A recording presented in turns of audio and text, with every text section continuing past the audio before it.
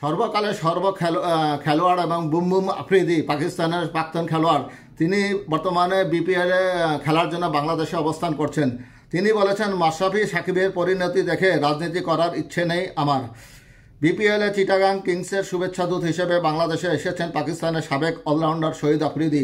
এরই মাঝে তামিম ইকবাল, আফগানিস্তানের তারকা অলরাউন্ডার মোহাম্মদ নবী ও শাহিন আফ্রিদির সঙ্গে নৈশভোজ ও আড্ডায় মাতেন সাবেক এই তারকা অলরাউন্ডার।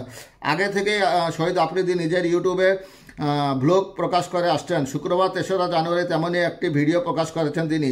ভিডিওতে তামিম আফ্রিদিকে জিজ্ঞাসা করেন তার রাজনীতিতে আসার কোনো সম্ভাবনা আছে কি না। জবাবে পাক কিংবদন্তি মজা ও খোঁচা দিয়ে বলেন, আরে তোমাদের অবস্থা তো দেখতেছি, আমি রাজনীতিতে আসতে চাচ্ছি না। তখনই সবাই সমস্যারে হেসে ওঠেন।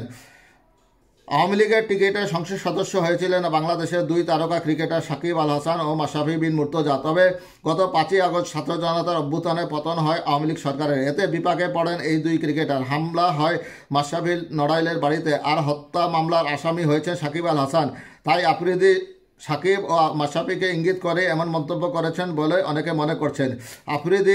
আফ্রিদি তামিমের কাছে জানতে চান, তামিম তুমি কি পুরোপুরি অবসর নিয়ে ফেললে আন্তর্জাতিক ক্রিকেট থেকে? পাশে চেয়ারে বসেই জবাবে তামিম বললেন, জাতীয় দল থেকে জাতীয় দলে আর খেলছি না।